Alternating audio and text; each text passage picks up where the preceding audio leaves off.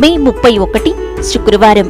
శ్రీ క్రోధినామ సంవత్సరం ఉత్తరాయణం, వసంత ఋతువు, వైశాఖ మాసం. పక్షం కృష్ణపక్షం. తిథి అష్టమి, ఉదయం 9:37 వరకు.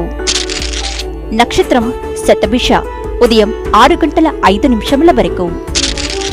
అమృత ఘడియలు రాత్రి 9:16 నుండి 10:47 వరకు. రాహుకాలం ఉదయం 10:36 నుండి మధ్యాహ్నం 12:13 వరకు. యమగండం మధ్యాహ్నం 3:28 నుండి సాయంత్రం 5:05 వరకు. వర్జ్యం మధ్యాహ్నం 1:47 నుండి 3:17 వరకు.